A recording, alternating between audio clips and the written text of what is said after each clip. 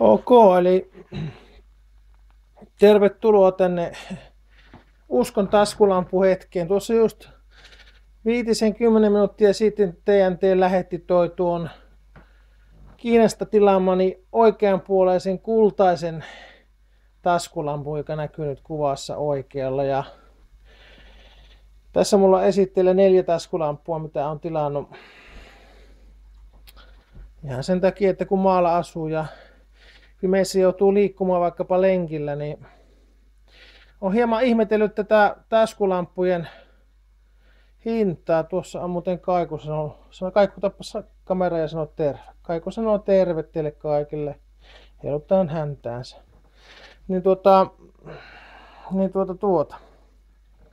Tosiaan tämä taskulamppu nyt tässä, jonka otan käteen, tämä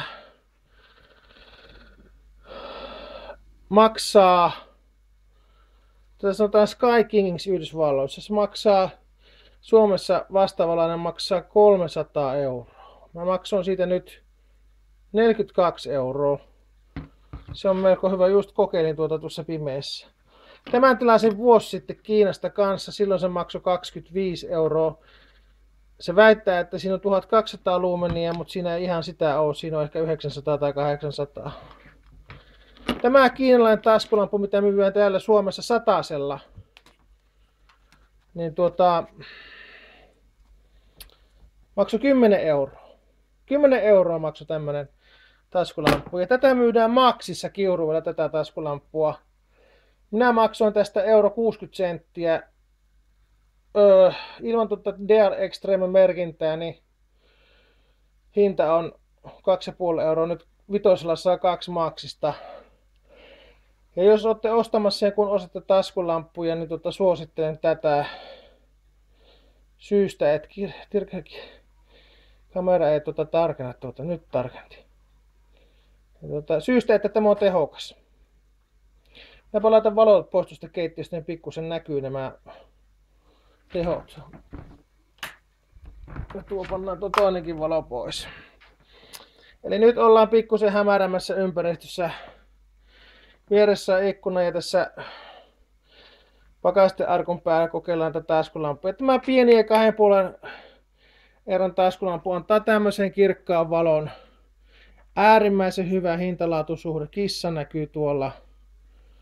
Nuolle nyt itseään suosittelen. 2,5 euroa nykyään maksaa. 5 eurolla saa 2. Siinä on ehkä 30 luumenia. Seuraavaksi kokeillaan tätä 10 euron, Kiinassa 10 euroa maksavaa, täällä 100 euroa maksavaa noin 400 luumenin taskulamppua. Kissa katsoo erittäin hämmentyneenä. Siellä 10 euron lampuksi hyvä, 100 euron lampuksi erittäin huono. Siinä oli siis 400 luumenia. Seuraavana kokeillaan tätä vuosi sitten ostettua ensimmäistä varsinaista tehotaskulamppua. Tässä on noin 1000 luumenia. Koira menee, kissa menee, Kaiku tuppa tänne. Kissa menee tuonne piiloon ja Kaikukin hämmästyy. Tosi heiluttaa häntä tätä tehoa. Tämä on hyvä, tämä valaisee noin 300 metrin päähän.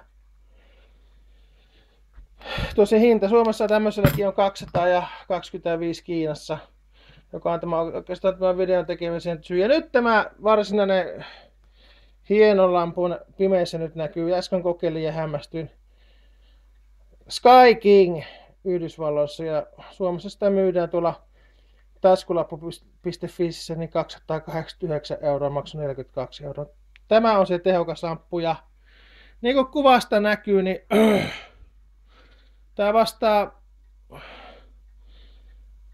Tää on hyvin tehokas. En tiedä miten tätä nyt kuvaisi. Kamerassa menee niinku. Tää on niin tehokas, että mitenkä mä nyt sanoisin. En uskalla silmiini laittaa. Tässä on 3000 luumenia väitteen mukaan. Tämä on semmonen. Oikeastaan tätä voi käyttää. Sitä pitäisi noin kilometriin saakka valasta täysin pimeässä hyvin näkyväksi alueita. Sen voi ehkä aavistaa sen kirkkauden tuosta kamerasta. Tuommoisena aurinkomaisena pallona menee paneeli siihen näin pitkin. Hinta 42 euroa. Niin sitä minä vaan kysyn, että mitä pirun järkeä on, niin kun, mikä siinä maksaa näissä taskulampuissa, että sano sinä, mikä niissä maksaa näissä taskulampuissa, Siis minkä takia, mitä se laki tosi muuttuu vuodenvaihteessa, että 20 euroa, kun se on se raja, että sen kalliimpaa ei saa tilata ilman tullausta, mutta että onneksi sain tilattua ennen sitä.